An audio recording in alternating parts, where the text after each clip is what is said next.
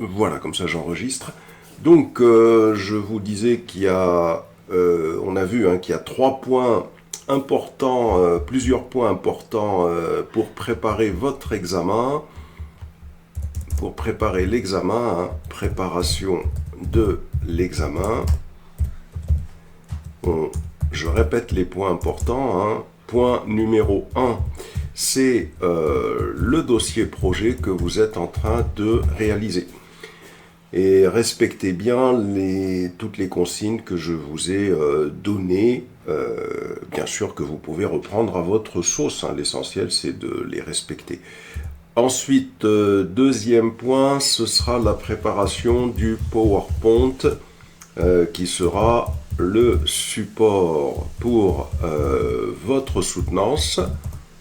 Pour votre soutenance et qui suivra le dossier projet. Donc ça, c'est le point numéro 2. Le point numéro 3, il faut vous entraîner. Ensuite, vous vous entraînerez. Il faut s'entraîner à soutenir avec ce PowerPoint et ne pas excéder 40 minutes. Ça veut dire qu'il va falloir vous entraîner. C'est très important de s'entraîner. Si vous ne vous entraînez pas, vous n'y arriverez pas. Voilà, il faut s'entraîner. Quatrième point, les examens blancs.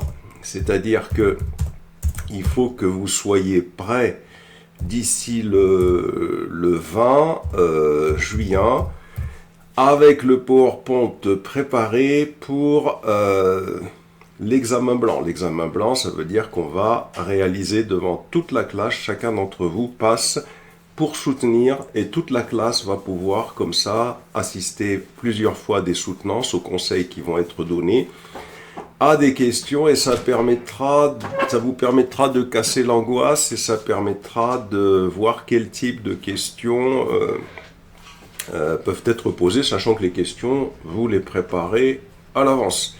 Le cinquième point, il faut se préparer aux questions. Donc ça va permettre de réviser. Il faut réviser intelligemment en suivant en suivant les types de questions possibles. Types de questions possibles. On va y revenir encore maintenant. Ça, c'est vraiment fondamental. Le sixième point, il faut réaliser les tests QCM mis en ligne et voir quelles sont toutes les questions possibles. Je vous les ai données, je vais vous en redonner quelques-unes. Et les réponses possibles, et vous pouvez faire passer votre dossier projet sur ChatGPT et vous lui demandez de jouer le rôle de jury CDA. Comme ça, ça vous permet encore d'avoir d'autres questions en plus et de réviser intelligemment. Parce que la révision, c'est pas aller revoir tout ce qui a été fait depuis le début de l'année, parce que vous n'y arriverez pas de toute façon. Et ça vous conduira vers un sens qui n'est pas approprié pour réviser par rapport à un examen, surtout qu'on est trop près de la date butoir de l'examen. Vous ne pouvez pas vous disperser. Si vous vous dispersez, vous êtes foutu. Par contre, si vous faites comme je dis, vous êtes gagnant. Ensuite, septièmement, il faut finaliser votre dossier professionnel.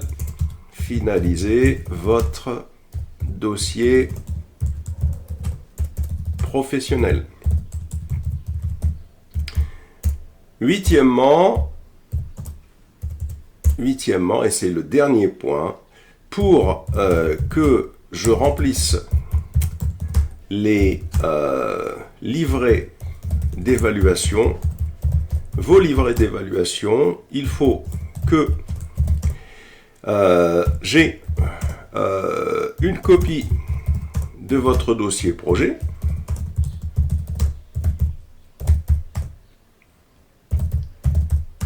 une copie de votre dossier professionnel, comme ça je me rendrai compte que vous l'avez fait conformément à ce que je vous ai demandé, et donc pour moi il y aura à partir de là un certain nombre de compétences que pour moi vous aurez acquis, et enfin que vous ayez effectué les QCM mis en ligne. Alors ce dossier, ce livret d'évaluation, c'est un livret dans lequel le formateur donne son appréciation pour chacun d'entre vous. Est-ce que les compétences ont été acquises ou pas, et est-ce que, si vous voulez, donc il n'y a pas de compétences qui n'ont pas été acquises, hein. Alors ce livret d'évaluation, il sert à quoi? Ça fera partie des documents que le jury pourra consulter pour avoir déjà une idée du stagiaire. Donc pour que ce soit positif, faites le travail. Parce que j'ai l'air sympathique comme ça, mais je suis droit dans ce que je mentionne sur les livrets. Si quelqu'un, je constate qu'il ne fait pas le travail, ben je dirai... pour pas être méchant, hein, pour pas casser donc la personne, j'écrirai sur le dossier, sur le livret d'évaluation, qu'il faudra que vous fassiez vos preuves à l'examen. Pour les gens pour qui c'est ok pour moi, j'écrirai que les compétences sont acquises. Ceux qui font pas ce que je leur demande ici, si j'ai pas le dossier projet et le dossier professionnel avant que vous passiez l'examen, donc et puis que vous fassiez pas l'examen blanc également, si vous n'êtes pas prêt pour l'examen blanc, j'écrirai sur le livret qu'il y a des compétences qui n'ont pas été acquises, et bien évidemment qu'il faudra que vous fassiez vos preuves à l'examen. Donc ça, ce sera vous simplement. Les camarades qui pour eux auront avancé, il y en a beaucoup qui avancent, la plupart d'entre vous d'ailleurs, hein, pas de souci de ce côté-là, eh bien j'inscrirai que les compétences ont été acquises, puisque ça correspondra bien sûr à une réalité, hein, parce qu'il faut une réalité de toute façon pour que je puisse écrire ça. Voilà. Donc ça, c'est pour le premier point. Alors tout ce que je dis là est enregistré, donc je vais juste arrêter un petit moment l'enregistrement pour m'assurer que tout ça c'est bien enregistré. Ensuite, sur ce que je vous ai expliqué la dernière fois concernant le dossier projet, j'y reviens rapidement. Donc souvenez-vous, hein, page de garde, remerciements, sommaire, un tableau des compétences du projet, le résumé du projet en anglais, le cahier des charges ou expression des besoins du projet, la partie gestion de projet avec le planning, les objectifs de qualité, la démarche, etc. hein. Les spécifications fonctionnelles du projet, avec le diagramme de cas d'utilisation, le diagramme textuel, la maquette, le diagramme d'activité, le modèle entité-relation, le diagramme de classe, et bien évidemment toucher obligatoirement un mot de manière fonctionnelle sur les aspects sécurité.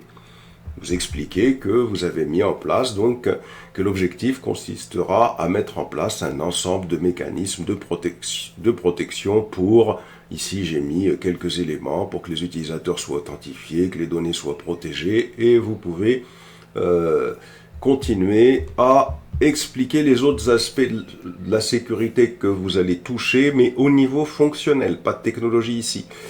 Ensuite, même chose pour la qualité logicielle, vous touchez un mot pour la qualité logicielle dans la partie spécification fonctionnelle, dans lequel vous expliquez que cette qualité logicielle, ce que vous avez touché, c'est que votre code est lisible, modulaire, testable, maintenable, robuste, etc. Tous ces aspects-là, il va falloir les mettre en œuvre. À vous d'exprimer ça avec vos mots à vous. Moi, je vous mets les éléments dont il faut impérativement parler. Ensuite, on a dit qu'il y avait les spécifications techniques. Donc on en a parlé, d'écrire les technologies choisies, je vous ai expliqué hier, tout est enregistré, la description de l'architecture de votre projet qui permettra de mettre en valeur l'architecture MVC, le diagramme de séquence, le diagramme de déploiement, le diagramme de composants, et bien sûr les aspects sécurité doivent être traités impérativement, j'ai mis quelques aspects ici. Et ensuite, c'est là où vous commencez à faire montrer des extraits de code. Je vous ai expliqué hier toute la démarche, je ne vais pas y revenir puisque tout est enregistré. Donc là, vous présentez les extraits de code les plus significatifs. Dans votre document, après avoir fait ça, il faudra présenter un petit jeu d'essai que vous avez élaboré pour pouvoir tester une fonctionnalité. Donc, quelles étaient les données en entrée que vous avez utilisées, quelles étaient les données que vous attendiez et quelles étaient les données obtenues. Exemple, par exemple, supposons que pour tester la fonctionnalité de logging, par exemple, vous voulez vous assurer qu'elle marche bien. Donc, vous allez dire, j'ai utilisé Postman, par exemple. En entrée, j'ai dans un premier temps saisi de mauvais identifiants. Les données attendues, c'était que le logiciel affiche identifiant erroné et les données obtenues ont bien été celles-là. Et ainsi de suite, quand j'ai saisi de bons identifiants, etc. etc. C'est ça des tests, vous indiquez les données qu'il y avait en entrée, peut-être qu'il y avait d'autres données qui ont été saisies, ça je ne sais pas. Donc c'est à vous de présenter comment vous avez testé votre fonctionnalité. Ensuite, vous faites une description de la veille que vous avez effectuée sur les vulnérabilités de sécurité. Ça, c'est fondamental. En fonction des technologies que vous avez utilisées, peut-être un composant Spring, peut-être un composant Angular ou autre chose, vous allez aller sur un site internet, ça peut être le OWASP ou ça peut être un blog, quelque chose d'officiel, et vous expliquez vous pouvez faire un screenshot de la page. Voilà, donc j'ai fait une veille de sécurité sur tel composant et sur telle page. Voilà la veille de les vulnérabilités, la vulnérabilité existante et comment donc s'en protéger. Voilà. Ensuite ici, je décris ici un petit peu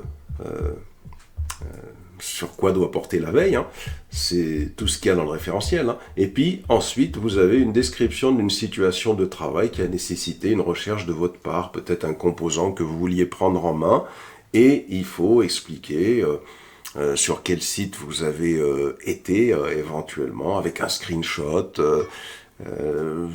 Voilà, donc vous décrivez tout cela sur une ou deux pages pour chaque élément dont je viens de parler ici, que ce soit pour la description de la veille, pour la description de la situation et pour le jeu de test. Bon, c'est sur deux pages pour chacun, c'est tout, un maximum.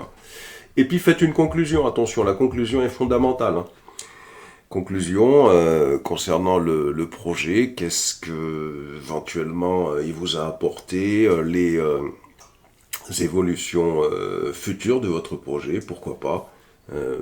Voilà. Donc ça c'est pour vous faire un rappel de tout ce qu'il doit y avoir dans votre dossier projet, et votre PowerPoint devra suivre cette présentation-là, mais bien sûr, tout ne pourra pas être présenté dans le PowerPoint, il va falloir sélectionner, et il faut que ça tienne 40 minutes.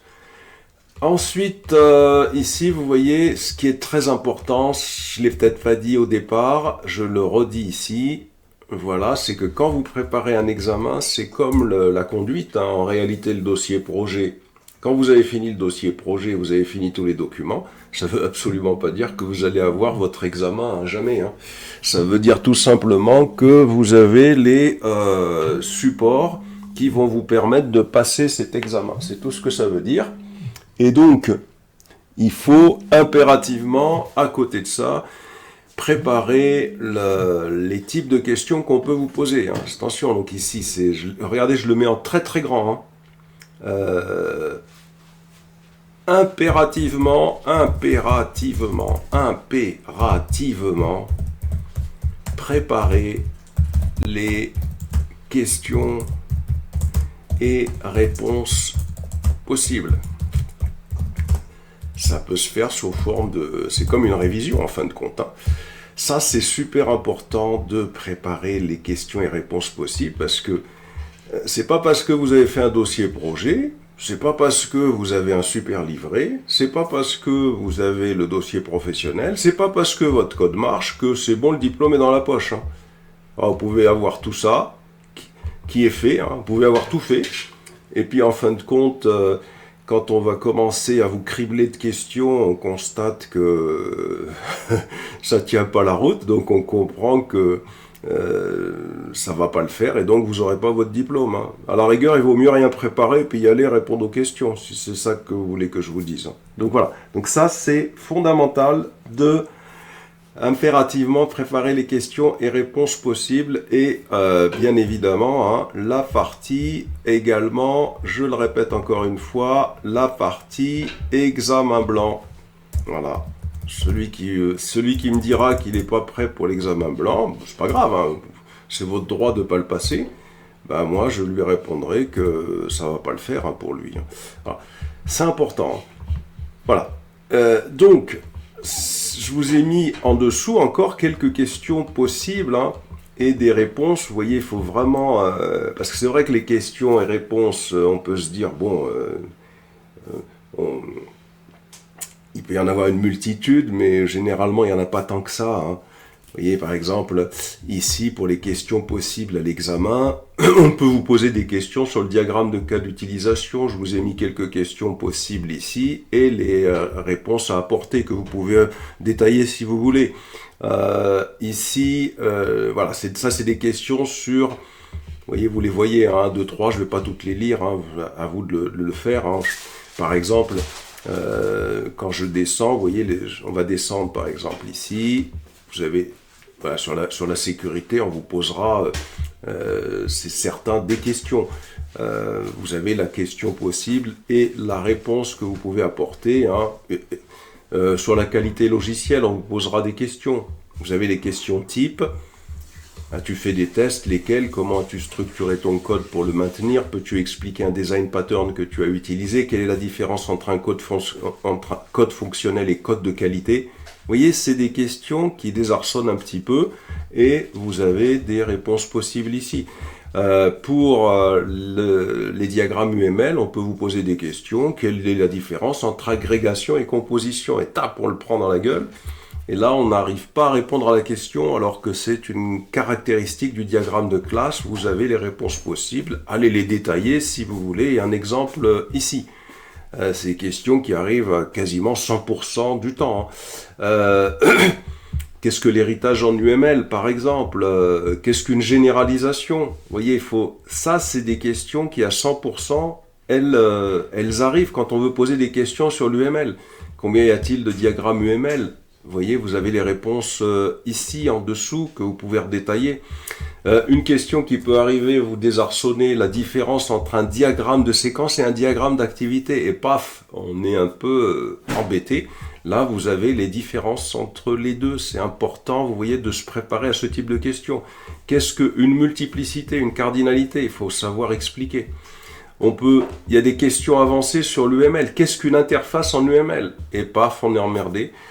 Il faut pouvoir l'expliquer. Vous avez les réponses ici. Voilà, je vais continuer. Tout ça, c'est sur l'UML. Vous voyez, j'ai criblé. Vous avez ici quelque chose sur quoi il faut travailler. Ça va vous permettre d'ailleurs de savoir sur quoi votre formateur qui va arriver, sur quoi il faut le questionner éventuellement. Le RGPD. Le RGPD, même si vous ne l'avez pas traité en classe, ça doit faire partie de votre formation. Et là, vous avez quelques questions possibles. C'est quoi le RGPD, monsieur? Est-ce que votre application est concernée par le RGPD? Vous avez les réponses ici. Vous voyez, comment l'utilisateur peut-il exercer ses droits accès suppression? On ne vous pardonnera pas de ne pas connaître le RGPD. Donc les questions sur le RGPD, c'est sûr qu'il va y en avoir quelques-unes. Voilà, je vous les ai préparées ici. Comme ça, vous êtes tranquille. Qu'est-ce que la veille de sécurité? Toujours dans le RGPD. Ça fait partie du RGPD. voyez, et donc là, vous avez les réponses à apporter. Comment avez-vous réalisé la veille de sécurité? Ben tiens, ça, vous voyez, ce type de questions-là vous permettent même d'avoir les éléments de réponse pour les parties de votre dossier projet. Et ainsi de suite. Avez-vous découvert une faille pendant votre projet? Connais-tu les 10 risques majeurs OWASP? Très important, vous voyez, sont énumérés ici. Voilà, donc ça, vous voyez, c'est sur la sécurité, le RGPD. Le RGPD fait partie de la sécurité maintenant. Enfin, plutôt la sécurité fait partie du RGPD, excusez-moi. Voilà, voilà pour les analyses, les outils d'analyse qualité. Quels critères as-tu utilisé pour juger la qualité de ton code? Vous voyez, c'est des questions, même dans la façon dont on vous les pose, vous êtes désarçonné si vous ne les avez pas préparés à l'avance. Donc là, je vous ai préparé quelques tests vraiment importants. As-tu respecté les principes solides? Vous voyez, c'est des choses qui sont fondamentales à connaître. Hein. Et là, il faut, vous voyez, ça vous permet de voir la réponse. Il y a des examinateurs qui posent ce genre de questions. As-tu utilisé des design patterns? Il faut en indiquer quelques-uns avec leur définition, ici. Vous voyez, comment gérez-vous les erreurs dans votre application? Comment pouvez-vous améliorer la qualité logicielle à l'avenir? Et puis, vous avez des questions sur le MCD. Alors moi, je vous invite à réaliser un MCD dans votre, bien évidemment, projet. Hein. Et puis là, vous avez des questions possibles sur le MCD. On vous pose des questions sur le MCD. À quoi sert le MCD? Quelle est la différence entre MCD et MPD? Il y en a qui sont très friands de ça. Quels éléments principaux trouve-t-on dans un MCD? Différence entre une entité et une association, la modélisation NN dans un MCD, comment est-ce qu'on la modélise? Le passage du MCD au MPD, vous voyez, tout ça, c'est des choses à savoir. Voilà, là, un ensemble de questions dans lequel, très probablement, les membres de jury iront puiser, si vous voulez, des choses. Voilà. Et donc, bien évidemment, moi, je vous invite à les... Je vais vous mettre dans quelques instants ça en place. Alors, qu'est-ce qui me reste à vous faire? Parce que il y aura sûrement des questions sur ça. C'est sur GitHub, hein, sur les gestionnaires de code source qui sont omniprésents dans absolument toutes les disciplines de l'informatique, hein, que vous soyez concepteur, développeur, que vous soyez DevOps, que vous soyez dans la sécurité. Vous pouvez être où vous voulez. GitHub, il est omniprésent. Et donc ça, impérativement, il faut en toucher un mot dans son dossier projet. Et bien évidemment, tout ce qui est GitHub hein, est étroitement lié au DevOps et au CI/CD, déploiement automatique. Donc c'est sur ça que je vais préparer quelque chose quand je vais vous laisser travailler dans quelques instants, que je vous mettrai en ligne et que vous aurez le temps d'aller consulter. Et il y a des questions, bien évidemment, hein, sur GitHub. Hein. Pose des questions du genre c'est quoi un commit, on vous pose des questions sur quelques commandes, à quoi sert la commande git commit, la commande git push, la commande git rebase. Vous voyez, c'est des commandes très importantes hein, qu'il va falloir prendre en main. Donc ça, c'est ce que je vais commencer à vous préparer dès que je me serai déconnecté. J'enregistre.